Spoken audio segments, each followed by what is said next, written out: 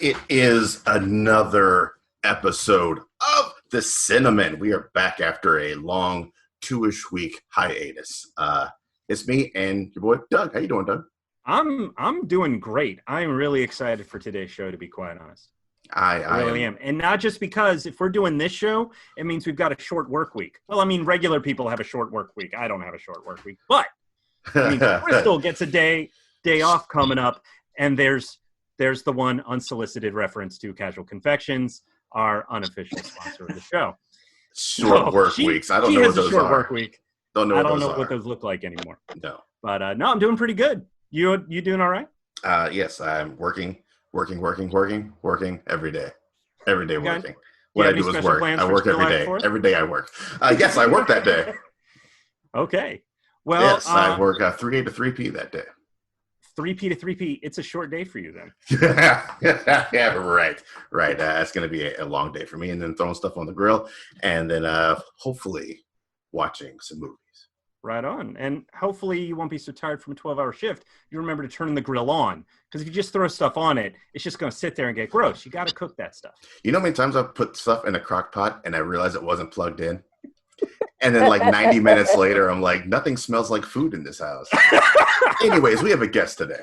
We do. We have an incredible guest. We have with us Mr. Kevin Sampson. How you doing, Kevin? I'm doing well. Thanks for having me, guys. Oh, it's our pleasure. Thank you for you've got some craziness going on. I mean, in addition to the regular stuff that you're doing, you're also moving. So trying to fit us in while moving your family and everything. Thank you. It is very kind of you to make the extra time. Right on. Man, it's my pleasure. Listen, do not try moving during quarantine and all this craziness. It's nuts. But I will say it's nice to be in a space where our kids can like run around now instead of a 2-bedroom apartment. So it's given. Yeah.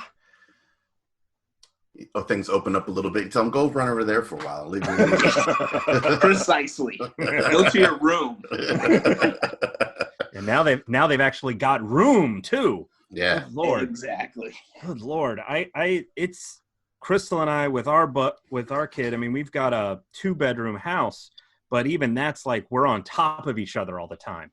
So yes, 2-bedroom. No. Go to that. Go over there. Go to that space. Anyway, so that's awesome. That's exciting. Awesome. But yeah, the timing is terrible. So I imagine with everything that you've had going on, you probably haven't had much time for movies, have you, Kevin? I haven't. You know, it's so sad because I haven't done an actual review since February. Oh, no. No, seriously. And as soon as, our quarantine hit, I was teaching Northern Virginia Community College, so that went remote.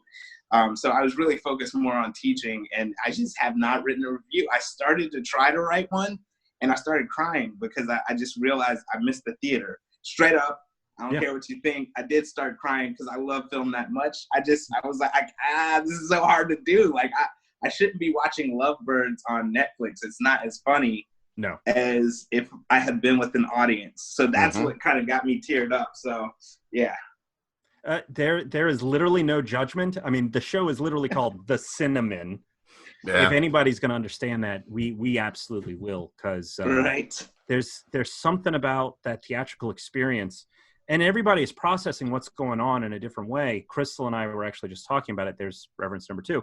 But the fact that my way of processing all this has been by keeping working, finding ways to keep working. Because it's like, if I stop, all of a sudden everything is going to come creeping in, and then I'll have to actually think about it, and it'll become too much.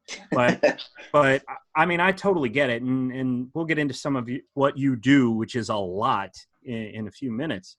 But I mean, teaching, you've got the 2 kids, you're preparing for a move. And to be fair to you, who the hell has time to write or record or do anything else? That's it. It's incredible. You got the move done, man. Congratulations. It's all going to be downhill from here. So, I mean, once you get unpacked, but this might be one of the best podcasts to come on, if you're feeling down about yourself in any way, like, just come on, Cinnamon. Come on. You just feel like you're amazing. Like, I can go conquer the world. Oh, yeah. That's what we have Doug on this show for, man. He is a force of good and positivity. I'm the opposite. All right. Reference number 3. I get it all from Crystal. When I feel terrible, she just pumps me up, and then I come in here to come playing with Daryl. And it's like, ooh, I get to do this with Kevin, too. Daryl, I got to do it. I got to do one of these. Yeah. So Doug is taken to doing the worst possible dance that he can do whenever he gets happy. And wow. It is my eyes that are cursed with seeing this dance. It's only terrible because it's an extreme close-up of my head in this Zoom right now. But okay, this is a perfect segue. Have either of you, by the time we're recording this is Sunday the 28th, have either of you seen My Spy yet? Nope. Not yet. Make time for it. Kevin, you were talking about seeing Lovebird streaming and you'd rather see it with an audience. My Spy would kill with an audience. It is Kindergarten Cop with a twist. Yeah. Okay.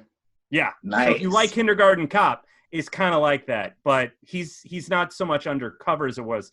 But you're making fun of me dancing, and Batista is just so terrible. But he's so charming dancing. Because he's just this they make the joke, it's like Shrek's wedding. It's terrible. Giant lumbering beast of a man. Does Batista have the accent of Schwarzenegger? Right? Because there's a joke about this in the beginning of the movie. The potty pooper. That line in and of itself is it's gold. Come on. Gold. Him getting psychologically beaten by like a 9 or 10-year-old, I don't know how old this girl is, maybe 12, is just awesome. She has him pegged the entire movie. It's basically, the premise of the film, for those of you that don't know, is that Bautista plays a CIA agent who's trying to keep tabs on a mother-daughter because the mother's husband... Okay, the mother's brother-in-law, there we go, is looking for the plans to a nuclear weapon. So they're watching the family, except the daughter realizes that Bautista's a spy and then starts manipulating him to help her get popular. All right, then. And she has got him wrapped around her little pinky. It is hilarious. Crystal and I are just laughing at each other, and all I could think is, why couldn't I see this with an audience? Yeah. So if you're looking for something to curl up with, check that out. Definitely. And my daughter is 7. She's going to be 8 this year. So, I mean, it sounds like something that I could watch with her. Is that correct? Oh, yeah. You totally could. She'd probably be looking at you going like, yeah, you would do that for me, Dad, right? You would do that for me. It's really adorable. It really, truly is. And I forget if it's PG or PG-13, so keep that in mind. But it is I would say it's definitely age appropriate depending on what you've watched with your daughter and if you think she could handle it. But it's a lot of action adventure jokes, so definitely would recommend that. All right. Oh, yeah. Daryl, have you seen anything worth mentioning? I watched Shirley, man. I got down with the Elizabeth Moss business. Everybody was talking about she is probably my 3rd favorite actress. Elizabeth Moss, in my eyes, can do little to no wrong. She's been killing it with Handmaid's Tale. Invisible Man obviously came out, crushed. So I was very excited to sit down and watch Shirley, directed by Josephine Jackson. Oh, Josephine Decker. Sorry. You're thinking Shirley Jackson. Yeah, I think Shirley Jackson. Yeah. Josephine Decker. Obviously, like I said, Elizabeth Moss. Michael Stuhlbarg in there, Odessa Young, and Logan Lerman, who I haven't watched a movie with Logan Lerman in a hot minute. I did not feel it as much as everyone else was giving it the props and the praise and the credit for. I think it's a good movie.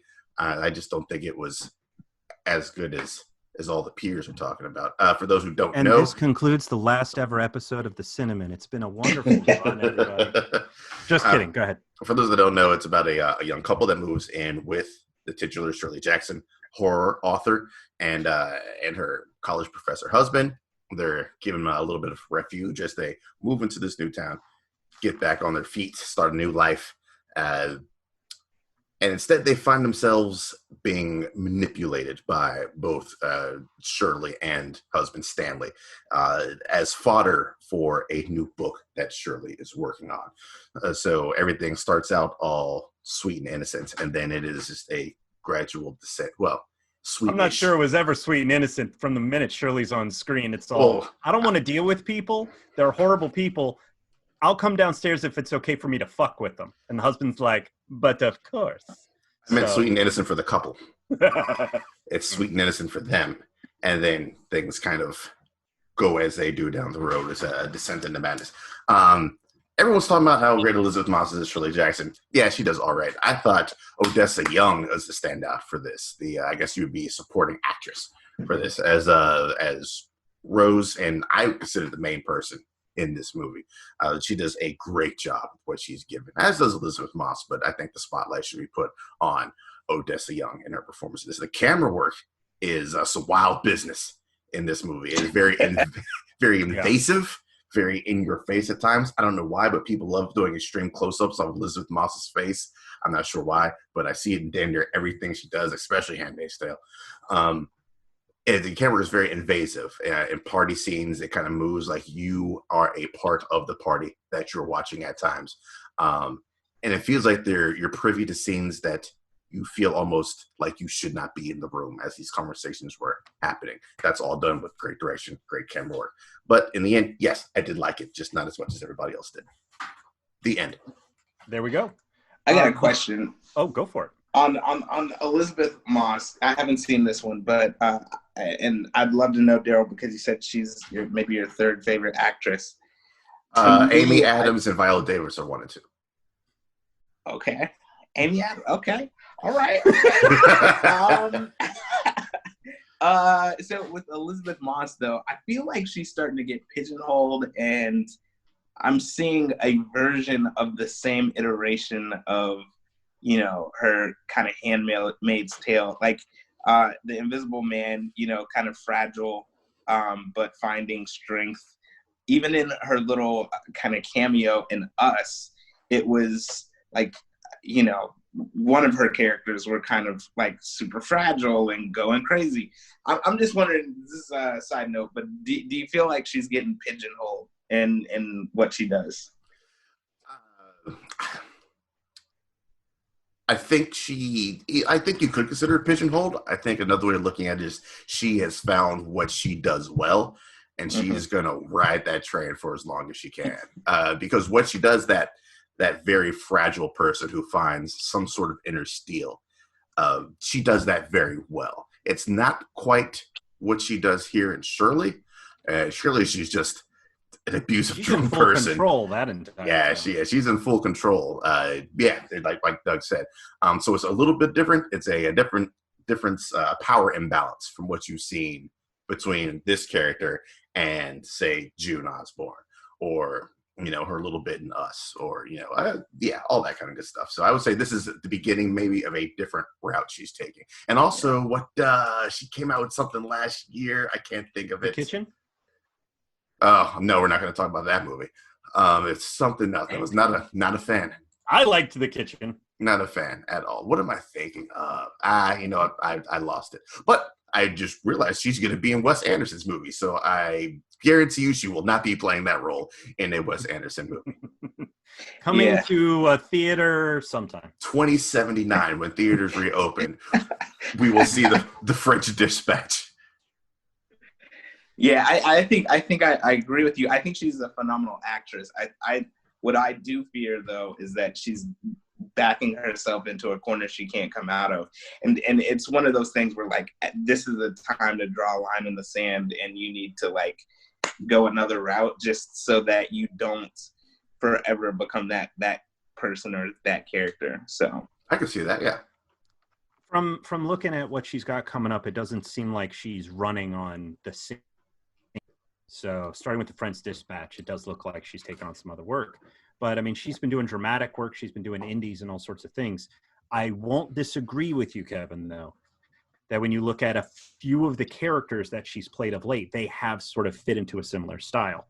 So when you start noticing these big performances in a same style of genre, yeah, I could totally see where you're coming from. But I'm hoping, having never watched Handmaid's Tale, but having come to her through The West Wing, that she is capable of quite a few different types of performances. Handmaid's Now- Tale, best looking show on television, Doug. Oh, why? For Thank sure. you. Oh, you didn't mean me. You didn't mean me. No. I Handmaid's was like, Tale. really? Thank you. This guy. Two films I absolutely want to mention before we move on, simply because they are phenomenal in two drastically different ways. And Kevin, you might want to check out both of these in particular. The first one is a film called Morona's Fantastic Tale. It's released by G Kids, which is the distributor that did stuff like Weathering with You and Ride Your Wave, Your Name. They're trying to do Lupin the Third. Yeah, that one is supposed to be coming out. But it hit virtual cinemas on June 12th.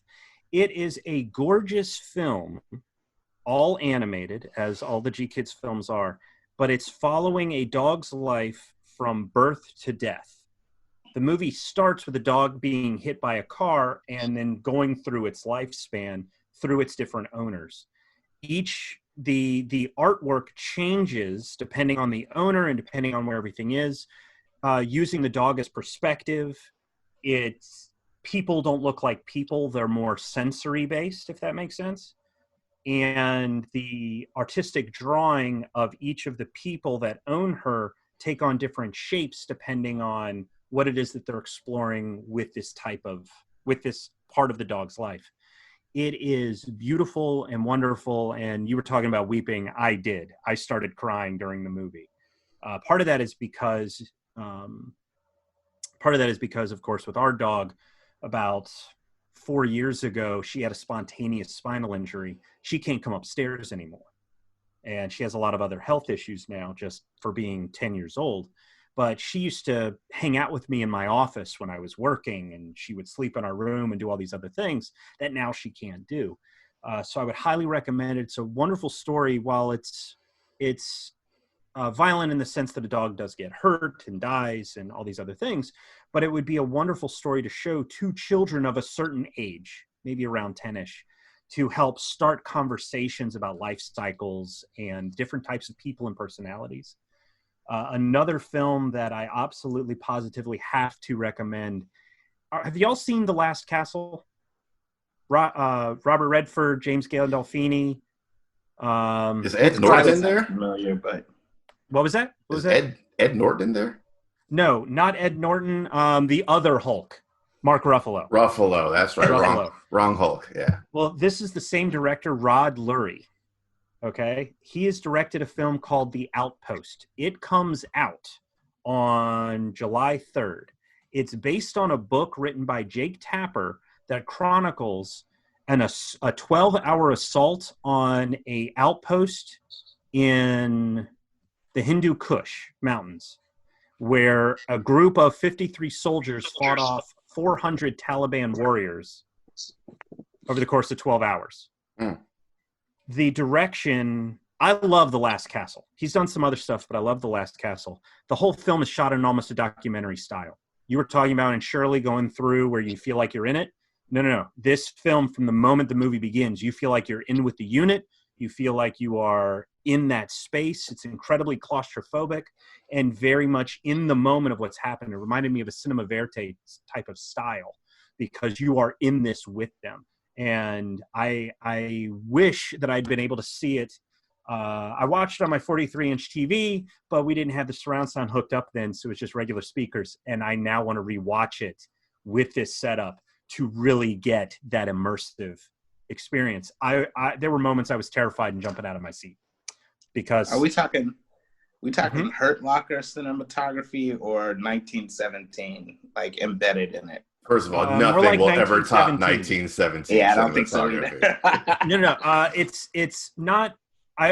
Closest comparison would be 1917 in the sense that these guys in one sequence, and there's a couple of them like this before you get to the end of hour one and the attack happens. There are moments where, because this base is at the bottom of a valley, so they're looking up and being shot at. So there's a couple of guys just having a conversation, and they were talking to one dude who's about to go into a shower outside when all of a sudden shots start coming down on him. There's no warning. There's no music cue. There's no nothing. It's just they'll be in the middle of a conversation. Shots start firing. They react. So you see this naked dude pulling a gun at us somewhere and start firing back at him. But because it's very everyday, and this is their everyday, the movie doesn't clue you in, oh, an explosion here, a shot there. It just happens. And by the time you get to that hour when they get to the attack, you are now in it with them to where you almost expect the unexpected, and it still keeps surprising you. And the direction keeps the camera focused in the compound. It doesn't look up. Sometimes you get aerial shots, but the camera doesn't pull up, so you feel like you're still in the compound. So this film comes out on July 3rd. If you get the chance to check it out, please do. It is a fantastic movie, one of the best I've seen this year. And I've seen 28 films so far that mark that out of about 150. Watch it with the best surround sound you can, best screen you can. Have to recommend it. So with that, Kevin, I don't know how long we've been talking, and I know we need to keep to a tight schedule because my phone didn't start the timer when I thought. I do want to talk to you for a minute, if you don't mind. Yeah. Those of you that aren't familiar with Kevin Sampson, this dude is on it.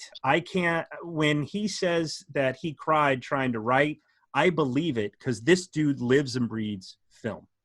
He is someone who supports indie film through his website, Picture Lock, where he not only takes part in a podcast, he writes. He has some contributors who write for him as well. And you also have a radio program on WFAE? No.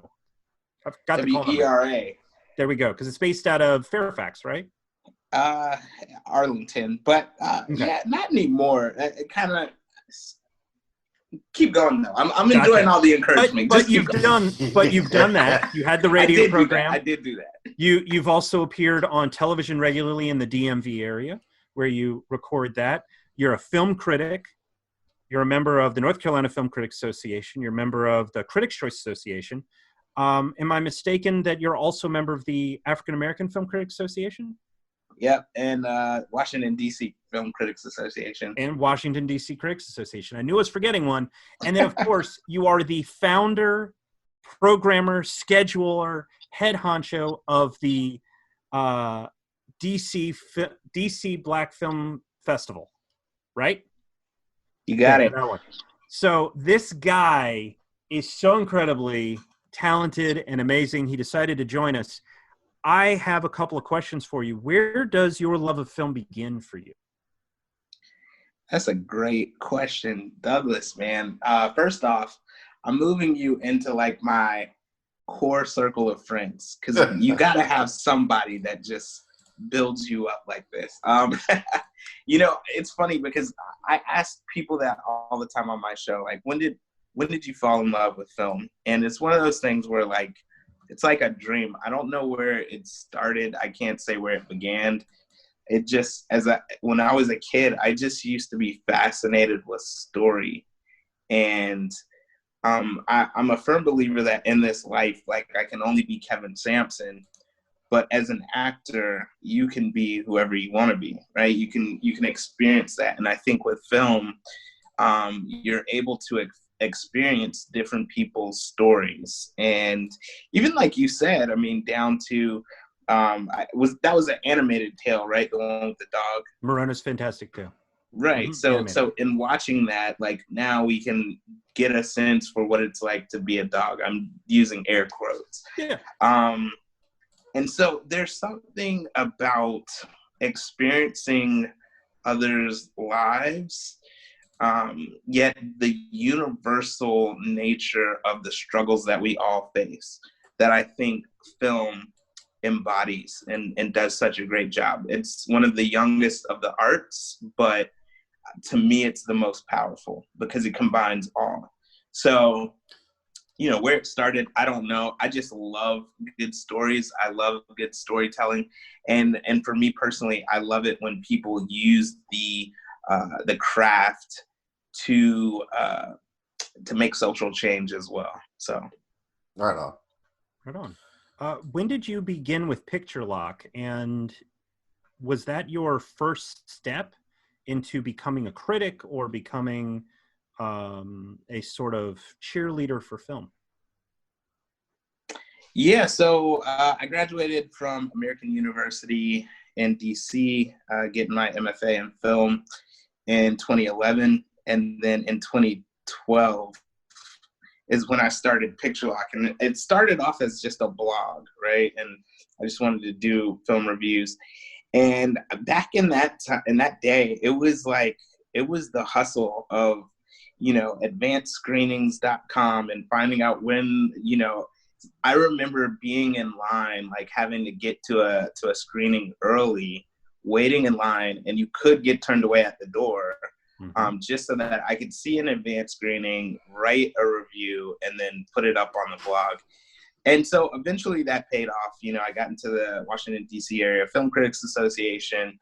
And at the time I was working in Arlington at a public access station. And so we had, a TV studio, and I said, hey, do we have any, film review shows? And so that's where Picture Lock as a TV show kind of started. And so it was just a public access conversation. But from the jump, I always had indie filmmakers that would come on. We discuss maybe what's out in theaters, but then, highlight an indie filmmaker. And so from there, it just kept kind of blossoming into, now, it's the blog. And then, I did about 4 seasons of the actual TV show, and then stopped doing that. But I always take the audio and put it out the podcast. And then eventually, the radio show, opportunity came up. And so I did that for a good bit of time. But I think one thing I will say is that, and I think we understand this, right? Like, being a film critic or being a film enthusiast, it's something that you love, right? This mess doesn't pay the bills for me, at least. We are not those lucky few. Exactly. Yeah, our last names aren't Malton. And even that dude hustles. Man, the hustle on the Maltons. Both of them do. And you have to these days, like, in order to keep it going. And so it's one of those things where, like, it's just something I can't see not being in my life. And even if that costs all this, staying up as you guys do, like right now, you're going to have to edit this show. You're going to put it out there. That's time. Nobody's paying you for that. I mean, you do have reference number 4, a sponsor, but unofficial sponsor. Unofficial sponsor. Yeah, right. But it's the passion for it. And so I know I'm straying away from your original question, but I feel like it's worth noting that, man, this is just something that, like, you love it or you don't, and you're willing to pay the dues. And so, it's awesome to have a plethora of associations I'm in and, all this kind of stuff. But it's just something that I love. Is that what led you to create the film festival? Was it part of you want to have more of these stories told, or is it because you noticed a space in DC that wasn't being used, if you will? I lived in DC for a little while, and they've got all kinds of events. Is this something that you noticed there was an area that wasn't being honored and investigated? So as a Black film critic, the space that I noticed wasn't being honored is the space for films about people of African descent, right? Year after year, I've noticed that the machine starts to, like, it starts at the film festival circuit and all that kind of stuff. And then as we start to ramp up towards awards season, the majority of critics typically are white critics, right? So because film is subjective, the way they've grown up, the stories that they see, they relate to certain ones over others. Yeah. And so I think that's why last year a film like Loose comes out, which I thought was like one of the greatest films of last year. Yes. But no one is talking about it because, it had more of the core characters Octavia Spencer, and then, man, I forgot the brother's name, but Kelvin Harrison Jr. Yes, Yeah. thank you. One of the Did an best amazing job. performances of his career. Exactly. But nobody's talking about that because there's not enough people to really kind of get behind it. So in some ways, that's part of the reason. The real way this came about was Think Like a Man 2 came out. I was excited about it because the first one kind of surprised me. They were playing for each other's hearts. I got to see Black Love on the big screen. I went to it. It becomes the Kevin Hart show. It's about who can throw the best bachelorette party. And I'm like, y'all just threw the core of the first one out the window for a bunch of laughs. And, we only get a certain amount of Black films on the big screen each year. So I go home, I wrote an open letter to Black screenwriters. I got a lot of feedback from that where people were just saying, hey, we're here. We just don't have access to funds or, resources, things like that. So the filmmaker in me, I did a Kickstarter to do a documentary called The Hollywood Blackout, and I was going to look at, diversity and the lack thereof in Hollywood. $30K, I couldn't raise it. And so therefore, I had already been running the Rosebud Film Festival at my job in Arlington. So I kind of knew how to do it. And I always wanted to start my own. So I said, well, let me do the DC Black Film Festival because obviously there's a need for someone to step in this. It just so happened that there hadn't been a film festival in DC for that niche. And so, we're going into year 4. We're going to do it virtually this year, obviously. It's the fourth year already? Wow. What? That's the 4th year already? That's awesome. Fourth year already. And this year would have been really dope. We had a great partnership that was lined up. And hopefully, we'll be able to do it next year, Lord willing, if all this craziness is done for. But yeah, man, I have been really, really excited about seeing the journey because some of these films and filmmakers that have come through, have gone on. See You Yesterday was a short, and then it goes on to become a feature. Stephon Bristol, the director, he had already had Spike on as a producer, but just seeing this growth of these different voices and knowing that I can be a small part of it is really awesome. So I'm excited about it. And the one thing I will say is with the DC Black Film Festival, and I'll bring it to a close, the only stipulation is that one or more of the above the line crew is of African descent. So really, it makes it where it's not an exclusive film festival. It makes sure that these films that come through are inclusive, where someone of African descent actually, is a key decision maker on the crew. So, that's what it is about for me. It's not about exclusion, it's about inclusion. Right on. Last question before we move on for you there, Kevin. What do you think of the photograph? The photograph? Yeah. Is that the one that also Kelvin Harrison Jr. was in that too? Minor role. Yeah. Lakeith Stanfield. Mm-hmm. Issa Rae. Yeah. Got it. Man, now see, I gotta kind of go back in February. my mental Rolodex. Yeah. It was February. February was 3 years ago. Jeez, that was in February? Yeah. It was Valentine's Day. Mm-hmm. You're right. Daryl, did I take you to that one? Nope. No? Yes. You might have. I saw it twice. Okay. But, Kevin, please. So, I remember a certain amount of culture that I really enjoyed. I think the music was good. I think it was hearkening back to some of those older Spike Lee type joints where you set up where the men are talking over here, the women are talking over here, and you talk about each other. I felt like it was.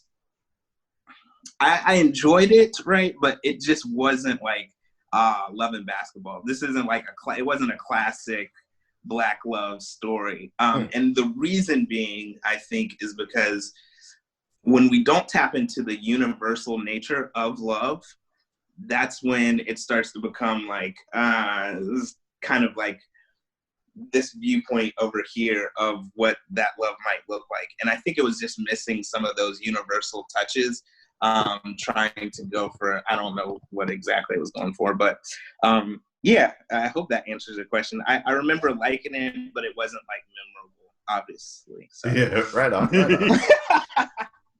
No problem. No problem. I personally thought it was fantastic. It might be my number one for the year, as far Really? as I can. Yeah, man, that movie, it hit me in all the right spots. But we don't have time for that. We need to get into our meat and potatoes. Which, by the way, if it matters, because you talk about movies hitting you a certain way, The High Note, also featuring Kelvin Harrison Jr., is my number 2 for the year. So anyway, yeah, we don't have a lot of time left, and we certainly don't want to keep folks. We thought it would be fun as we are headed into Independence Day for the country, though it's certainly not for everyone. I certainly can respect that. We thought it would be fun. What was that? What? Somebody is woke up in this piece. It's 5-hour energy woke right now. I have thoughts and feelings, and Wow. when I have people that I know that go I know I've talked about it before. I'm Jewish, but when people go like, you don't see people tearing down the concentration camps, it's like, yeah, motherfuckers, because they built them. The Nazis built those things, so we leave them there as a memorial for history.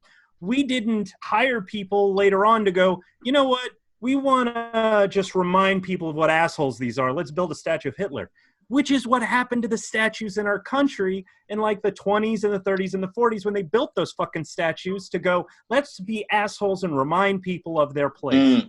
I have feelings. But no complaints Revolution here. Films. No complaints. We have Revolution Films. And I thought it would be fun to explore revolutions as not just we're overthrowing a government. It's not just, Born on the 4th of July type of stuff, but also like coming of age movies.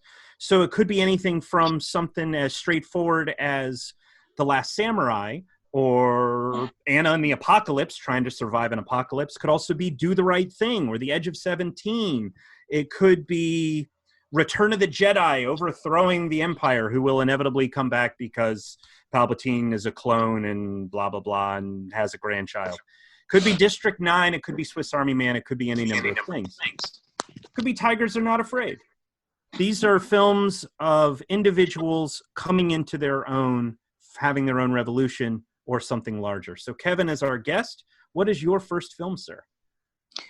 I was trying to think outside the box on this. I think I'm gonna say, and honestly, there's so many I could plug in here. I'm gonna go with Gangs of New York, 2002. I think there's a certain amount of revolution that takes place.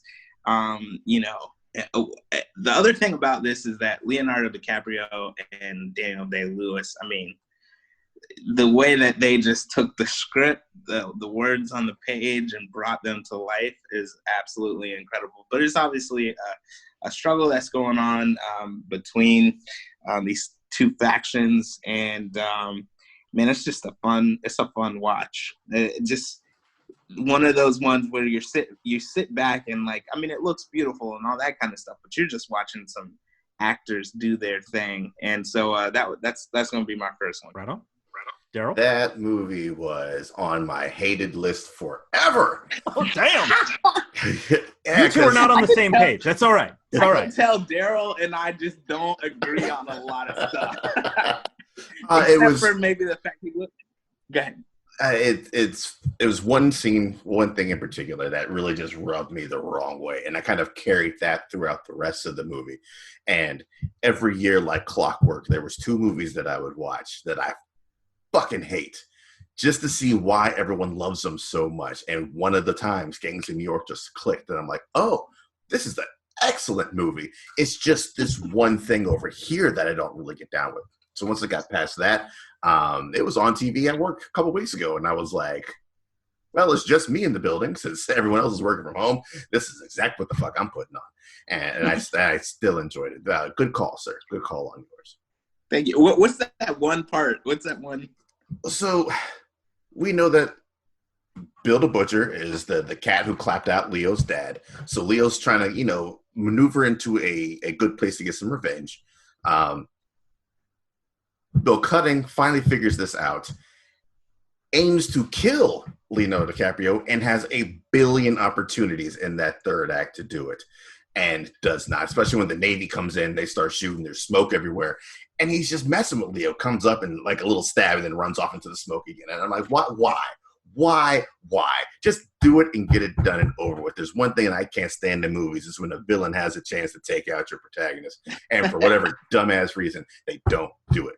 Because if I got a life debt against someone and there's an opportunity to take them out, no monologues, I'm doing my business and I'm getting the hell up out of the scene. But yeah, that for some reason just really rubbed me the wrong way, is the fact that he had a million opportunities and did not take any of them. And it was his downfall. But moving on. So I figured if I know my Douglas Davidson, he's got some pretty good heavy choices on his list. So I decided I'm not going to do that. I went all pop culture for my list. So my first one, as far as revolutions, you slightly mentioned it. It's Star Wars. It is Star Wars. There is something about a small, plucky little group of people that are like, yo, shit's fucked up and this needs to change. And we're tired of it's on the poster. If you look real close, is in tiny letters at the bottom of the poster. Shit's fucked up and it needs to change. and that's what it is. It's the rebellion is all about, look, we're done with your tyranny bullshit. We just want to be able to live our lives, not under the grip of just one iron rule and thumb that is the emperor. And now that we've seen how he manipulates all the sin and all that kind of stuff, it makes it even worse. So yeah, you get your farm boy antagonist. It is the best representation of the hero's journey there is, in my opinion. With Luke Skywalker, it gives you my favorite fictional character of all time, Han Solo. And it's behind the scenes. You just look at all the struggle and the shit that Lucas goes through in order to get that movie made. The fact that this shit damn near gave him a stroke, put him in the hospital. The fact that, he cried the first time he heard Williams score. He called Steve Spielberg long distance so he could hear it. And it's like a $400 phone bill for that one call. It's just so much emphasis goes into wonderful character, great action, incredible setting. It's worlds unexplored that you can just do whatever with. It captures the imagination like no other movie at that time. And at the time that I watched it, captured my imagination. And it'll always be Star Wars, great for upheavals. How do you feel about Luke being a Mary Sue? Yeah. He definitely is. A lot of people complain about Rey learning a lot of shit way quick. Like Luke got about a weekend of training before Obi-Wan kicks the bucket. He is just as Mary Sue as Rey is. So yeah, a little bit. Even watching Force Awakens, I was like, she learned a lot of this shit real quick. And then someone on Twitter was like, so did Luke. And I'm like, you're 100% right. Yes, I agree with that. Yeah. So yeah, there's no struggle involved with either one of them to acquire the gifts that they're given. Because it's all natural for them. It's all natural. I guess the only struggle is your quote aunt and uncle getting burned out. Other than that, man, you're good to go. Putting up with C-3PO's whiny ass. Doug, what's your first one? My first one, it's funny that you were making those comments about what I picked. My first one is actually, for me, fairly obvious and really entrenched in pop culture now. I don't think it was originally when it was written as a graphic novel, but since 2005, it has taken on a thing of its own. This is James McTeague's V for Vendetta, written by Lily and Lana Wachowski. When we're talking about revolutions, this is one where the man in the Guy Fawkes mask has become the emblem and identity for Anonymous. Yep. A group that is now globally known, okay? And prior to this, that group may not have even known who Guy Fawkes was. But it's got great performances. It has phenomenal action sequences, and it's got fireworks. Who doesn't love that? And the best part is, a horrible, violent regime is overthrown. Doesn't that sound great? And that opening speech from Hugo Weaving with all the V's is just chef's kiss. So for the sake of time, I'm just going to leave it as, if you haven't seen it, check it out. Great action, great storytelling, very, very timely in a number of different ways. And it's got a cast that includes John Hurt and Stephen Fry, Natalie Portman, Hugo Weaving. Who can say no to that? So, Kevin, what's your number 2? I'm going to go for one of those hidden gems. I'm not sure if a lot of people have seen this, but 2009's A Prophet.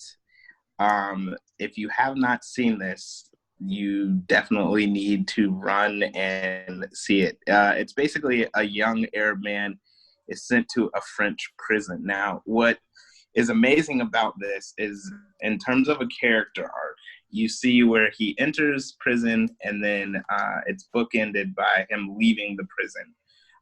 But basically, throughout the film, you see this man's rise, right? He first goes into the prison, he's the lowest of the low, and then eventually, by the time he exits, he's like a kingpin. And so I think when it comes to like kind of revolution, we think about oppression, right? And within this context of the prison system, he was definitely oppressed, but he found a way to kind of fight through and become bigger. And so, it's definitely, I mean, check it out. If you see it, it's like the Godfather of a prison movie, if that makes sense. I'm looking at it on IMDb. Is this a French film? Yeah. Okay. So, Un Prophète, if I'm pronouncing that right. That's it. That's the actual proper title for it. Perfect. And you can rent it on Prime Video. Right on. All right. Right on. Daryl? Rent it. You'll be pleased. All right, then. I will put that on the list of things to check out. My number 2, for the sake of brevity, is also V for Vendetta. Everything that Doug said, it's great. It's one of my more favorite Natalie Portman performances. Nice. You just like it because she's got a hair ahead like you. Unfortunately, hers grows back, unlike mine. It's great. I think it's one of those I think might be misappropriated by a lot of people. They don't quite get the message that it's going for. But still, if you can understand what it is that they're going for, what it is they're doing, it is a wonderful graphic novel written by Alan Moore. This is back when he was. Yeah, this is back when he was on top of his game, because this is not too long after Watchmen. So it's not too long after, I think, League of Extraordinary Gentlemen. So he was firing on all cylinders at this point, giving us 3 seminal classics, and Swamp Thing as well, giving us seminal classics back to back to back to back to back. And V for Vendetta is one of those that stands out. Also, go read the graphic novel if you've already seen the movie. If you haven't checked out either one of those 2 mediums, do both. Right on. I'm going to follow along with Kevin for my second one and go with a film that's probably wasn't seen by a whole lot of people, and I take every opportunity to talk about it. It's a film called Jinn from 2018. I hope I'm going to pronounce this right. It's from writer-director Najila Moomin.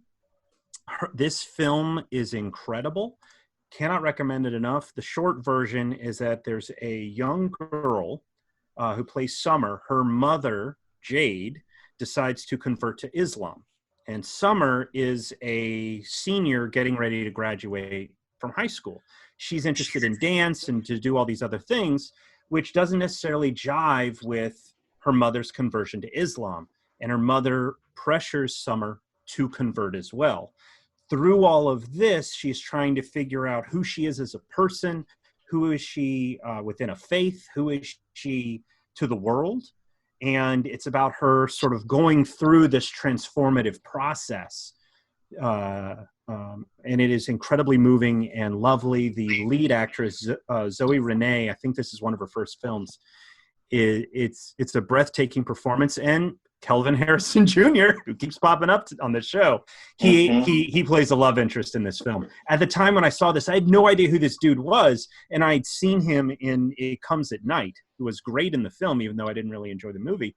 But since this film, he's done Loose, he's done The Photograph, he's done The High Note, and a series of other things. The guy is, if I see his name now, I'm very interested in the project.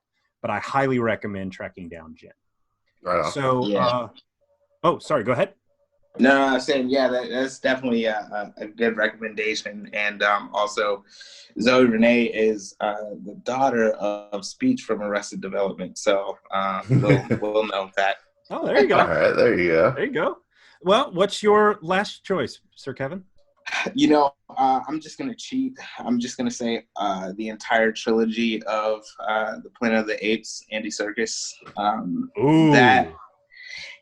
I wanted to start with, just the first one, but that is an example of a movie trilogy that gets, each film is just as good as the last. And so finally it's like a trilogy done right. But again, going back to the universal nature of it, sure, this is, humans versus apes, but it's really about this struggle of freedom and oppression and being able to be yourself.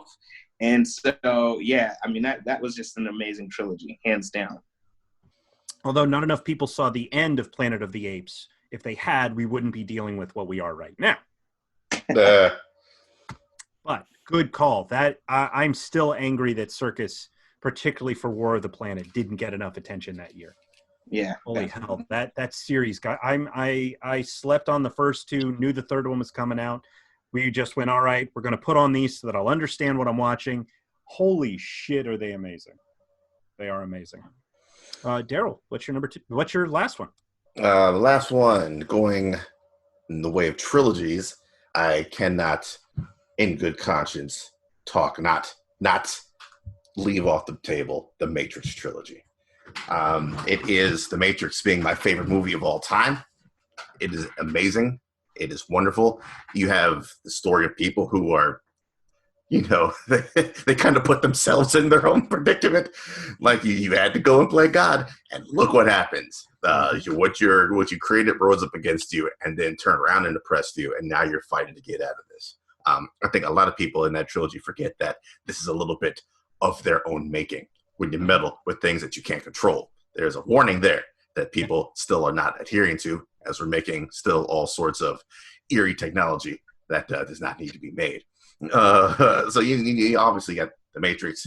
You can say what you want about the other two movies. I still will defend the second one, Reloaded, till my dying breath. Revolutions, we know there's problems with Revolutions. It does not give us the ending that we want or deserve or need, but still within the framework of the trilogy, it is a story about identification, about finding your place in the world, about accepting who you are, and the fact that even if people will tell you this is what you are, and they might be right, you still need to find that out for yourself.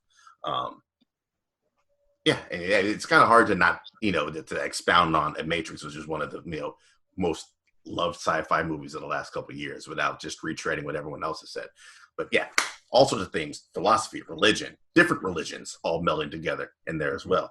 And the fact that it took me many watches and a good couple of years to realize that there is two different colors going on in the Matrix and in the real world. I don't know why I didn't catch that immediately, but even that enhances the movie as well. And of course, the multiple Alice in Wonderland references, which is one of my favorite Disney animated movies and stories in general. It was made for you. Just you. It was just you. Yeah, the Wachowskis are like, we need millions of dollars to make a movie for Daryl. So thanks, Wachowskis. I'm gonna give you The Matrix as one of the greatest.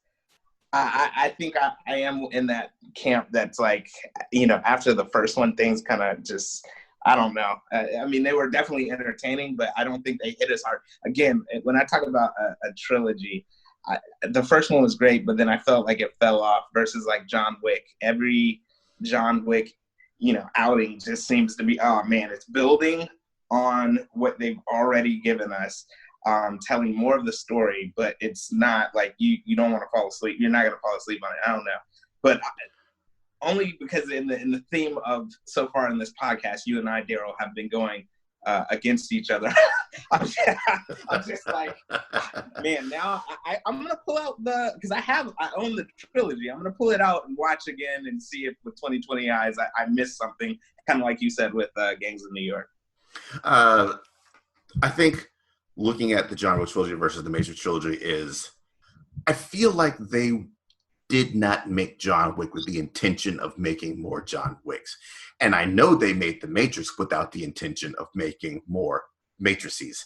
And I feel like John Wick is how you do it right. They went back and looked at their own mythology that they'd done in the first one, and they figured out how can we expound from here. Whereas with The Matrix, Warner Brothers is like, give us now. And they were just kind of like, oh, well, we got to do something. And they didn't. Right. They were a little bit rushed. I'll say that they didn't get the time to sit back and look and evaluate and see where they want to go from here. Whereas John Wick, Stahelski and all those guys, I think it's Stahelski. They had that time to go ahead and do that. Yeah, because the Wachowskis working on the first Matrix for I want to say around a decade. Yeah. To try and figure out the ideas and everything else. And as soon as that hit, then it was we want more. And where the Matrix is very streamlined and very focused, and it's got you can see all the ideas and they all build and they flow. Revolutions and Reloaded doesn't work as well because you can see where they were trying to do all that stuff. I fit between the two of you. I really like them, but, and I'm a guy I love the Animatrix. I think I am still ticked off that the Animatrix wasn't included with the 4K release of the Matrix trilogy, which I'm staring at right now. It's right there. I've read the philosophy of them. I was a philosophy minor in undergrad. So when the Matrix came out my senior year, I was studying that shit in undergrad.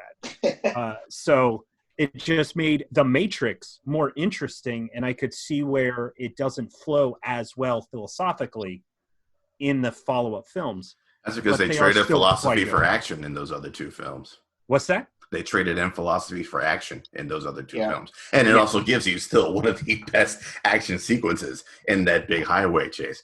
But yeah, there's not a whole lot of philosophy to be found. That's true. That highway chase is definitely amazing. Yes. It is. Doug, what is your last one, sir? To close us out, I'm going in a direction with a film that I've talked about before, but deals with a revolution in a way that you wouldn't normally expect from a film like this. And that's Zhang Yimou's 2002 Hero. I love this film. It is beautiful. It is incredibly well performed. The martial arts sequences that take place all are part of a different tone and method of storytelling in the film. But what's interesting about it is that the whole point of each story that's told is to move Jet Li's Nameless closer to the Emperor of China. And the idea is to get this guy close enough to the Emperor to kill him. Because if he can get 10 steps to someone, he will kill them. That is Nameless's big thing. Except by the time we get to the end of the movie, we discover what the Emperor is doing. And that while everyone seems to think of him as just leading this war, what the Emperor is actually doing is trying to bring everybody together. And that we've had so many wars and fights between the different states within China that by bringing them underneath one banner, we can stop all the fighting and stop all the killing. And Nameless goes, shit, you're right, and walks out. So while there isn't that satisfaction of you as an audience member, you expect him to kill the Emperor, there's this twist at the end that takes everything else carry on more weight. And the sacrifices that we make for freedom, for bringing people together, are often not what we expect them to be. Now, keep in mind, of course, that this is a film made in China, made by members of the Chinese community. So, of course, it's a little bit hoorah China, but it's also really interesting. I mean, our films are very hoorah American. So who are we to judge? But at the same time, in terms of a revolution, it's really fascinating to watch a film where someone says, "This is what I believe," and at the end of the film, they go, "I'm wrong." And that I find really fascinating and challenging in a storytelling sort of way. So that is my last pick for this discussion. Still nowhere on Blu-ray. Really? Yeah, I got it downstairs, baby. I got it on Blu-ray downstairs. I've been trying to find it for years now, and it is almost impossible to find. I'm going to keep my fingers crossed for 4K release, because the mistake I made when I upgraded to Blu-ray was get rid of my DVD. I should have held on to that with the Blu-ray, but I'm hoping for a 4K because that movie is gorgeous. Yes, it is. Yeah, definitely. Well, this ran a little longer than we'd intended. Kevin, thank you so much for your patience with us, for particularly as it did run long. But thank you so much for coming. This was fascinating and just a lot of fun. Yeah. Plus, it's nice to have Daryl fight with someone that's not me. No, it was awesome, man. I appreciate this. Douglas is doing his head bobbly move, which, I mean, because it's like a bust of you, it looks like you're on beat, so it's so...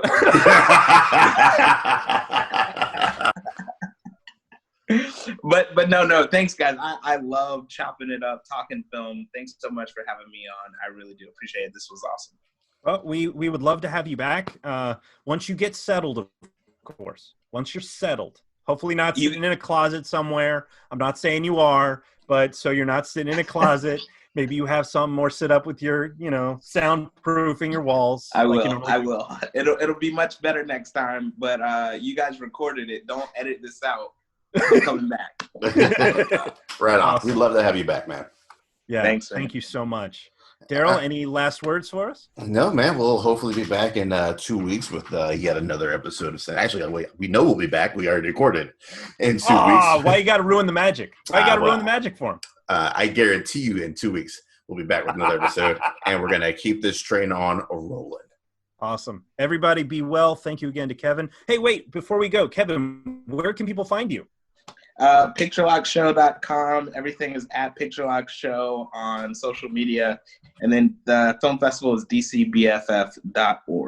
And when does that go off this year?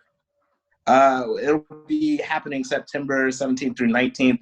I haven't really announced, but I'm likely going to expand it now that it's going virtual, but definitely September 17th through 19th. Awesome. So everybody keep an eye out for it. We'll be putting information up in Paprika, I'm sure. So that yes, information will go up so people will know where they can check that out. Definitely. Thank you. Awesome. Thank you again. We so much appreciate it, Kevin. Thank you for coming. All right, you guys take it easy and have a good one out there.